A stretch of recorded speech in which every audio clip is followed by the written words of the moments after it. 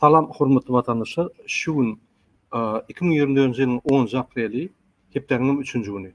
Hoş geldiniz Türkmenistan'ın demokratik opozisyon kanallarının efirlerine. Yine şu gün hepleşimizde benim bilen Konstitusiyon Sentral'ın yol başlığı Muhammed Duyucu katnaşıyor. Muhammed ağa, selamun aleyküm. Selamun aleyküm ve aleykümselam. Salam vatandaşlar. Şunki bizim temamız, yani gepleşim teması Türkmenistan'daki Ramazan bayramı Türkmenistan'ın milli liderini gorkuzdu, Kurbanlı'yın gorkuzdu. Gelin şu vardı görünmelerin. Ben birinci bilen sözü Muhammed Ağa verecek. Muhammed Ağa. Yine Türkmenistan'la sizin bilişini diyali şu günden de Ramazan bayram namazı geçti. O yerde ummasız köp adam geldi. Bizde videolarım var. Şu gün biz şunu görköz bilemiz o. Gıynan saklasıya min hazır yolla. Şu yolla hazır efir uğrunaptır. Nezip olsa erti biz şu geçirilen Ramazan bayramı analiz edip detalını görközler. Söz sizden Muhammed Ağa. Salam vatandaşlar. Yine bir gedek hem bäňedi Ramazan bayramı bilen kutlayan eden dualarınız kabul bolsun. Şu gün Türkmenistan'na bütün yaşlı, ayal gıyızlı mescitlere vardılar. Önkü yıllara deňänne Azatlyk Radiosynyň beren habarynyň esasynda önkülerden kän köp diýär.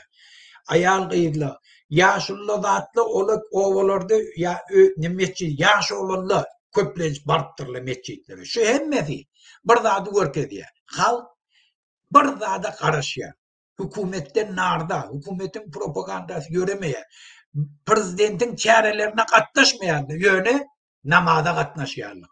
Eýdi fetre gatnaşýarlar, juma namazlaryna barýar.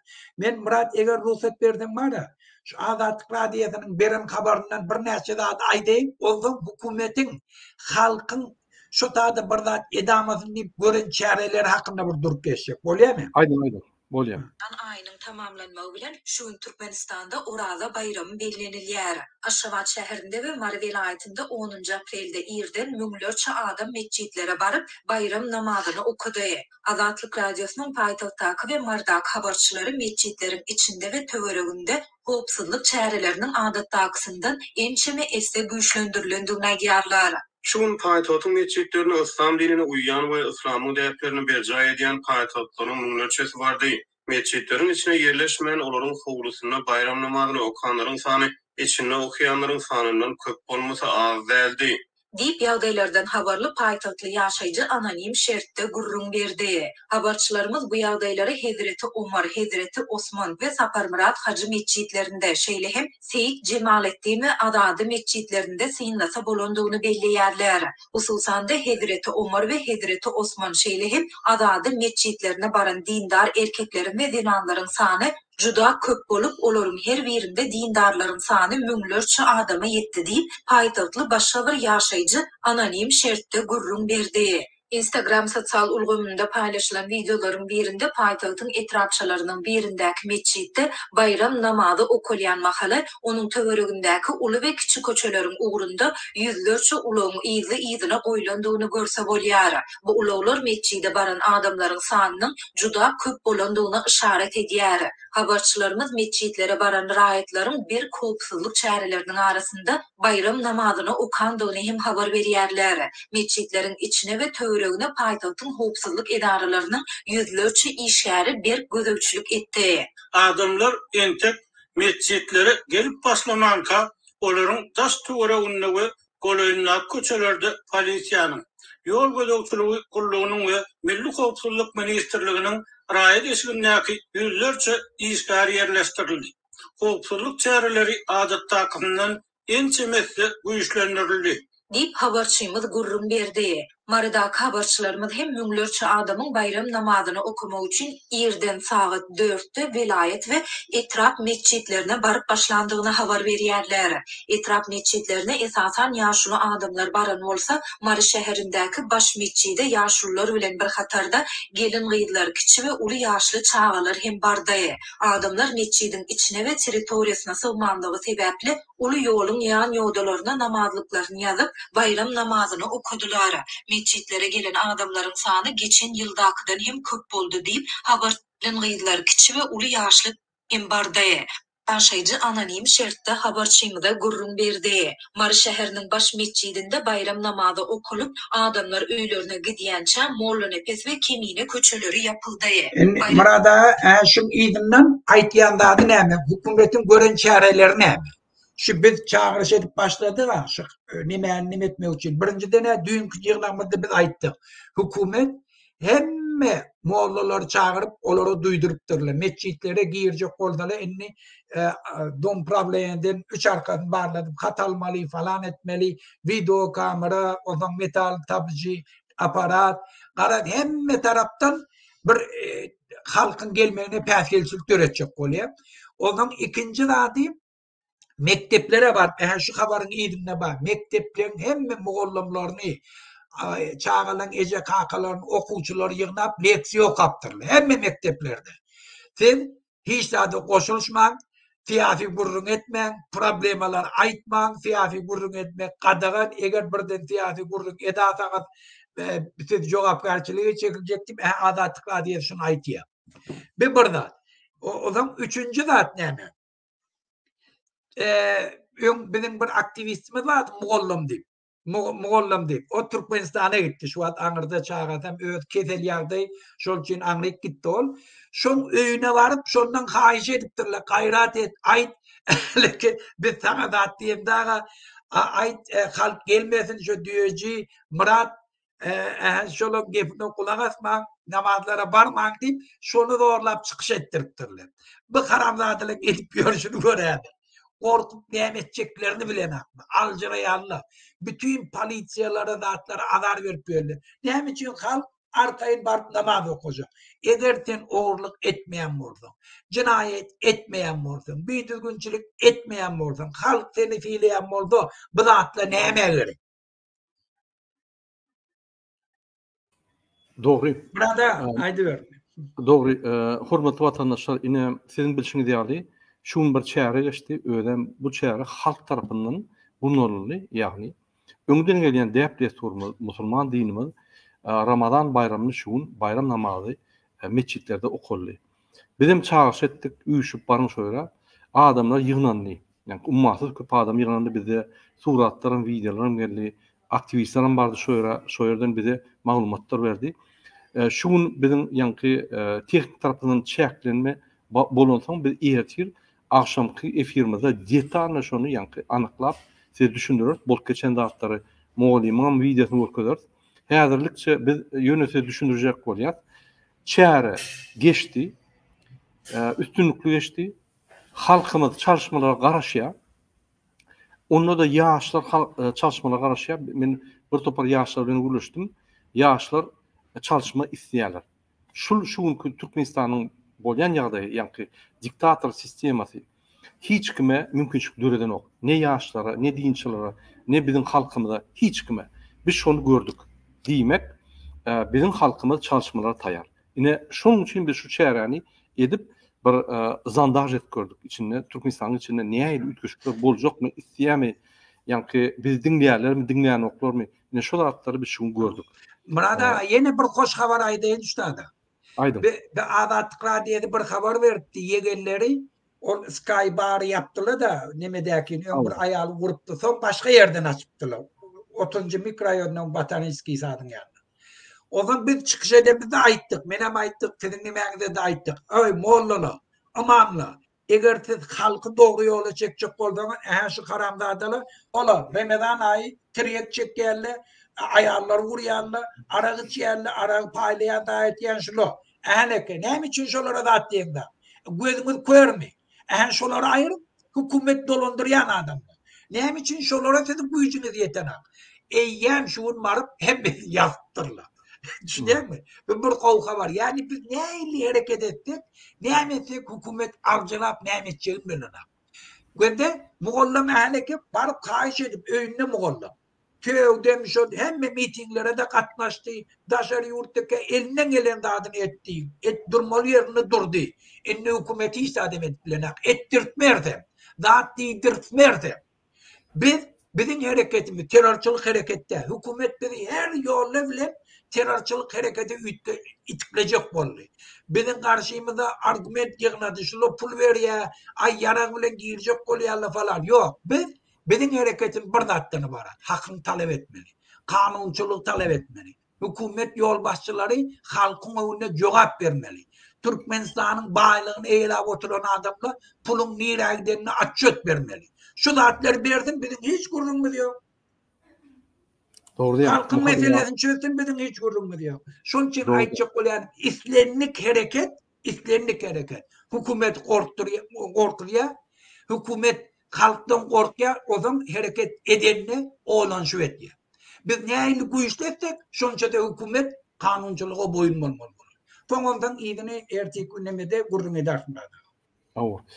Men şu goşokladım, yine ünserin vatandaşlar, şul häzir çärde näme görünýär? Egerde biz agbyr bolup herekete girsek, ýa-ni jemgyýet işlerine goşulsak, ýa bizim däp desturlarymyzy ýa-ni hormat goýup berja edip, ýa-ni şol hereketler etsek, derrüw hökümet öz orguny ýa-ni barýar. Bizim haklarymyz berip başlaýar. Ine şonu biz gördük, şu gerekli. Şonuň üçin men ýeki özüm başajakladym, ýok, men siyasata goşulamak, goşulmaň siyasata.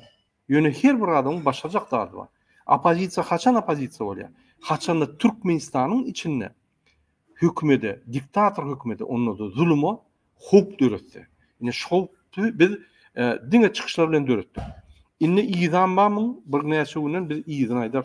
Protestler durman gider, ýyzan bardyr, gider. Biz Türkmenistanyň içinde görüşmeli. Şoň üçin size haýyş edýär, bizim videolarymyzy paýlaň, doğan anlaşılan, dost, yarlarının arasında bolup geçen dağıtları genişmeli, gurun etmeli, paylaşmalı, niyeliklerini bildirmeli. Biz size dine kanun yolu teriyaz. Biz size dine öz haklarını konstitüsiyon esasında almanı haýyş edýär. Biz size konstitüsiyon bolun, ya da kanunlar bolun, ya da barıp onu yakın, atın, onu beydin deyip aydamız yok. Ýöne halkın gahry gelse, halk onu da bar biler. Biz onu durup bilmez. Onan öňünden aýdýar.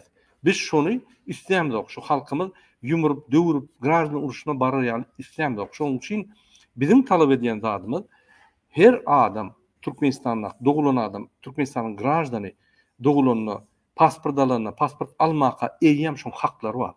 Konstitusiýada belirlenen azatlyklary bar. Hereket azatlygy, informasiýon azatlygy, ýa-ni çykmak, gitmek azatlygy, işlemek azatlygy, bir topar azatlyklary bar. Şu ikisi diktator ýyl boýy bizim azatlyklary ogurlap özünden, ýa-ni perişte ýasadylar. Daş döwürnäk ýallaklaram şonu perişte diýip, ýa-ni daşynda gezip bize hakkını tutmalı adamlar, yani bize hizmet etmeli, hakkını tutmalı adamlar, bize komanda edip, bizim haklarımız bolup, bize de yani şantaj edip, bizi basıp tutup helak edip diyorlar. Ol bir kelle salacaklar der. Özüň üstürin. Biz saylap birini koyduk, bize hizmet eder yani. Bulun özünü bütün dünyanın paçası, yani el getirmezlik paça deyip özüne, yani yani adam etmen, yek özü gelip daşını hemmede ılışpıyor. O bize işleyen ya özünü işleyen. Öz gözümüz var aydın. Yarın komentarda şöyle atlarız. Hormatly vatandaşlar. Yine bir haber men aýdaýyn şu adeçelin Berdi Muhammed bilen Serdaryň nirde namaza barallygy belli ýok. Olan yegellerinin hem hiç yeri barallygy habary ýok. Vatan haberlerim şu adeçelin berena YouTube'da yok. Hiç yerde şu gep burun yok. Bir mümkün baranam bedir. Şol için bir iderler. Erti şunem habarnam aýdyr. Nira bardyr Berdi Muhammed. Serdar nira bardyr. Yegeller nira bardyr. Hani görel nähil derecede neme derlerini. Hormatly vatandaşlar, men ýolda bolansam bizim häzir teknik mümkinçiliklerimiz pes. Nesip bolsa erti biz ulu efir ederiz ve jikmejik size düşündürür ve izarlar. Berdi Muhammed nämetdi, Serdar nämetdi. Yani vatan programması nämetdi, ýurdu dolandyrýan, MHM ve polis ýurdu dolandyrýan gulluklar nämetdi. Biz hemme zat düşündürüz ve bizim yani halkymyzyň nimede duran yani Ramazan bayramyndaky videolaryny size görkezeriz. Şoň üçin gepim tümmek ýöri. Bizim isleýän zadymyz Muhammed Aga'nın gurumasy biz devleti halk gerekedi. demokratik opozisiya nämetli? Halkımız ahir azatlığı çıkar yani. Halkımız ahir ayağını uzadıp bir durnuklu oturup geleceği durnuklu bolur yani. Yaşların geleceği bolur yani. Ve bizim halkımız beylik devletleri yani. Bir-birini hormat koyup, bir-birine hormat koyup, devletim, hükümetim halka hormat koyup, yine Özbekistan'ın düğün. Şöyle yani yaşap bilir yani. Biz hareket ediyor. Dine konstitusiyon yolu. Şoň üçin size haýyş edýär. Üç bardak konstitusiýa diýişler, bularym gaçyk diýär, Türkmenistan'ym ösüp diýär. Ine şonun mesele. Innik çärelere biz aýdar durarys. Taýýar bolun. Şuň geçiren çäreni erti razbor eder. Ýani detalna nähil boldy, näme belli boldy, näme belli boldy, näme netije berdi, bize näme netije berdi, Gurbanlar näme netije berdi, MHM näme netije berdi, Vatan habarlaryna näme netije berdi, bizim ýaş, bizim geleceğimizi oňurjak ugrunlara näme netije berdi. Ine şu zatlary biz gurlaşarys. Şoň üçin şuňlukça men ýene bir gezek bizim halkymyza ýüzlenýän hemmäňize köp taňry ýapsyn. Şu Ramazan bayramyna baryp bayram namazy edenimize, bizim musulman dinimizi hormat goýanyňyza we geljekde de hormat goýanyňyza köp taňry ýapsyn. Hemme dinçilere men sag bolsun aýdýan we Ramazan bayramı bilen hemmäňizi gutlaýan. Bizim hemme watandaşlarymyzy Türkmenistanyň içinde daşynlar, közünüp ýören, daş ýurtlarda maşgalasy entep ýören hemme watandaşlarymyzy ine şu Ramazan bayramı bilen gutlaýan. İnşallah Ramazan aýyna dilekler bar etdik, halkymyň azatlygy gelsin diýip Allah'dan dilek bar etdik. Bizim watandaşlarymyň azatlygy bolsun diýip dilekler bar etdik. Allahjan Hudajan kömegi bilen şu zatlar diýerler. Sebäbi munça dilekler, munça adamlaryň ýa-ni islegleri diňe şolum Gurban bilen serdar ýaly diktatorlar ýykýar. Şoň üçin durmak ýok, diňe öňe. Muhammed aýtjaklarymyz bolsa? Yo, bolla sag bol. Bu neme diýeli erti ýonsoň girdim. Boldy. Hormatly watandaşlar, geljekde ine şu bir günlükde biz netijeler şu Ramazan bayram namazyna bolup geçen zatlar we geljekde biz inniki akçanam, inniki çäreler aýdar. Ýöne edil häzir aýtjaklarymyz hemme cuma namazyna, ýani hemme hepde boljak cuma namazyna barmaly. Biz durmaly, biz dinimizi gorumaly. Biz meçitlerde öz din haklarymyzy gorumaly. Biz meçitlerde Gurbanyň kitabyny okutmaly. Biz imamdan, mowladan sormaly. Näme esasyna Allahyň öýüne bir Gurbanyň diýen bir kezabyň kitaby okulýar. Näme esasyna? Hani şunu Saudi Arabiýadaky imamlar, şeyhler bilýär şu zatlary. Näme bunu gizlep halky oýnap dursun. Bizim mukaddes dinimiz var, biz şonu hormat goýmaly diýip aýtmaly we her hepde de cuma namazyna baryp biz ýani akçan durulan dok biz cuma namazyna baryp biz dowam edýär. Cuma namazyna baryp cuma namazyny geçirin we şu ýerde gyssanmaň öýge aýtmaly. 10-20 minut wagt alyň. Öz araňyzda guruluşyň. Biriňizde gollap berin, biriňizde düşündüriň bolup geçen zatlary. Egerde kömek gerek bolsa biriňizde edin musulmançylygy görkeň. Ine biz şoňa itelýär. Hiç ýyly akça, hiç ýyly nime etmeň, diňe öz dini azatlygyňyzy goraň, dini haklaryňyzy goraň. Ine bizim size haýyş etjeklerimiz. Durmak ýok. Cuma namazlary dowam edýär. Şu cuma namazlara barmaly we şu ýerde biz üýüşüp köpet gitmeli. Muhammed boşluklarymyz bolmasa şuňdan efir turaýar. Hormatly watandaşlar, sag bolun, innik gepleşiklere çelli. Nesip bolsa Türkmenistan hükmansı hatta azat bolar. Hoşça bolun.